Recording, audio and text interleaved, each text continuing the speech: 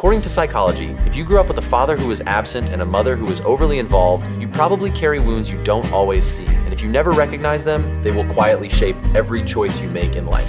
One parent's absence silently told you that you weren't worth staying for, while the other's over-involvement told you that you had to be everything just to hold the family together. Those two messages don't balance each other out. They tear you in opposite directions and leave your sense of self fragile and confused. At its core, this teaches you two truths that fight inside you every day. You are invisible and you are too visible. One wound comes from a mother who leans on her child to soothe her own pain. You learn you must perform, please, and manage emotions just to keep peace, which grows into codependence and the belief that your value only comes from what you give.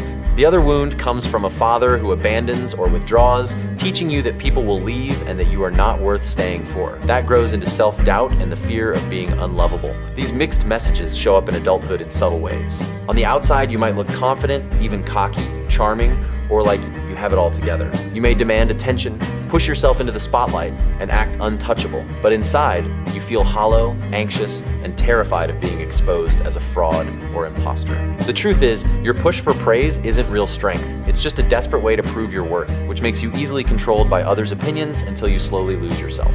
Some people reach a moment where they finally want to open up about their feelings, but the second they try, their body reacts before the words can come out. Their eyes start to water, their voice trembles, their throat tightens, and all that escapes is a quiet, "I don't know." This isn't weakness, it's a physiological defense, a response shaped by years of emotional suppression. When someone grows up having to hold everything in, their nervous system learns that vulnerability equals danger. So when they finally try to speak, the body intervenes not to sabotage them, but to protect them from rejection, pain, or judgment. The lump in the throat, the shaking, the tears, these aren't signs of instability, but signals that the truth inside them matters deeply. It's not that they don't know what they feel, it's that putting it into words makes those feelings impossible to hide from. That silence isn't failure, it's the nervous system's way of saying, "You're safe enough to begin." And that's not the end of their story, it's the beginning of healing.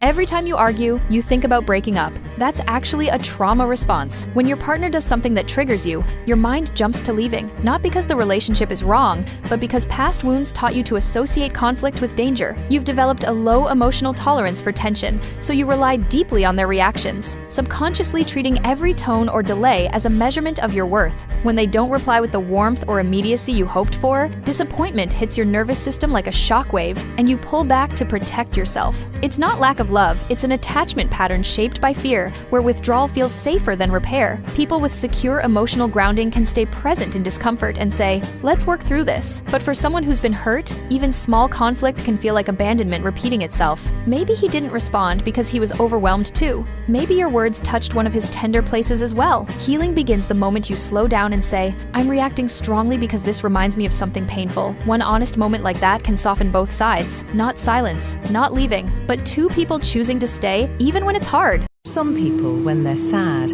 will lie down, close their eyes, and gently place a hand on their own head, almost as if it's someone else's hand there to comfort them. At first glance, it might look strange, but in reality, it's a natural coping mechanism and a powerful form of self-soothing.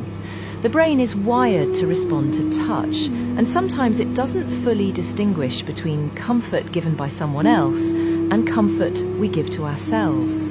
That simple act of touch can trigger the release of oxytocin, lower stress hormones, and send signals of safety to the nervous system. For many, it recreates the feeling of being cared for, of being held, even in moments of loneliness. Psychologists see this as self-compassion made physical, giving your body what it needs when external support isn't available. It's a reminder that comfort doesn't always need to come from others. Sometimes the most healing thing we can do is show up for ourselves, proving that we are worthy of care, safety, and kindness.